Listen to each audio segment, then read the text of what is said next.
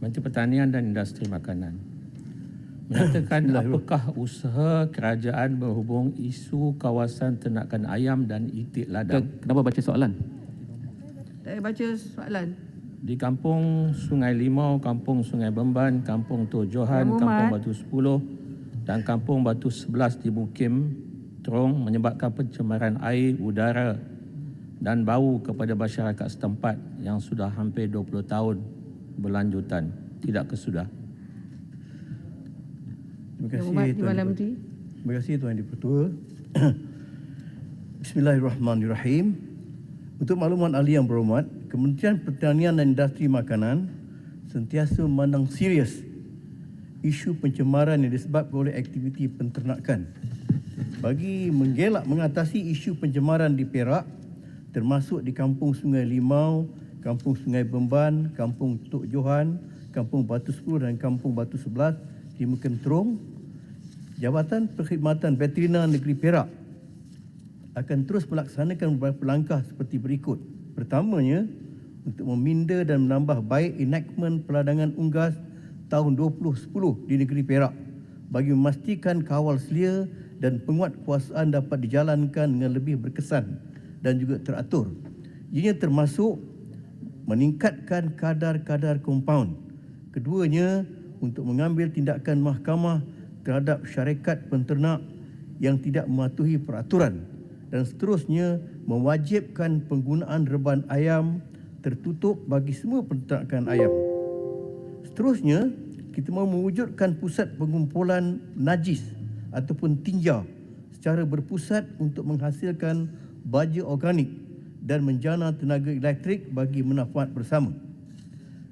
Tindakan semasa yang dilaksanakan bagi mengatasi isu pencemaran, DBS akan terus memberikan khidmat nasihat tentang pengurusan ladang kepada penternak ayam dan itik dari masa ke semasa bagi memastikan penternak-penternak mengamalkan amalan penternakan yang baik ataupun GHP dan mewujudkan jawatan kuasa ternakan negeri Perak untuk menguruskan isu-isu berkaitan penternakan di bawah pencemaran yang dipengerusikan oleh Esko Kerajaan. Terima kasih Tuan Di-Pertua. Soalan tambahan pertama. Silakan. Datuk Pengerusi yang berhormat Timbalan Menteri, dalam lawatan-lawatan saya ke kawasan-kawasan ini di kawasan Parlimen Bukit Gantang, pencemaran masih lagi berlaku sehinggakan pencemaran ini telah mengalir masuk ke kawasan laut di mana hasil-hasil laut sebagai sumber pendapatan nelayan telah pun terjejas. Ini menyebabkan sebahagian besar penduduk yang berada di kawasan ini adalah di kalangan nelayan. Maka mata pencarian mereka telah terputus. Ada alternatif. Sistem tertutup telah lama dilaksanakan. Malahan di Malaysia juga ada sistem yang tertutup yang dapat mengelakkan pencemaran berlaku.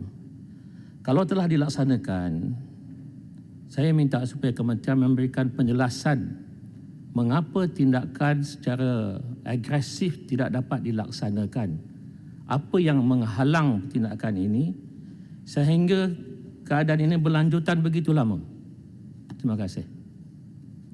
Terima kasih Tuan Di-Pertua. Sebenarnya kawasan Sungai Terong ini adalah satu-satunya kawasan peternakan ayam yang itik di antara yang terbesar di negeri Perak. Dan ada kalangan-kalangan ataupun reban-reban ayam dan itik ini terutamanya, yang telah memenuhi syarat GHP ataupun Good Animal Husbandry Practice. Dan kawasan ini telah pun berjaya untuk mengeksport itik-itik mereka setelah mereka memenuhi apa juga syarat yang telah ditetapkan oleh kementerian. Untuk makluman Tuan Di-Pertua, memang kita mengambil maklum tentang pencemaran yang berlaku.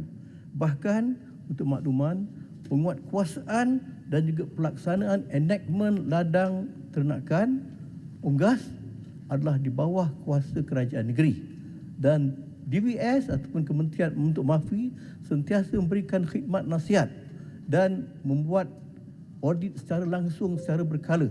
Dan seperti yang saya sebutkan tadi, kita bukan sahaja untuk berikan khidmat nasihat, bahkan telah beberapa kali compound kepada penternak-penternak ini.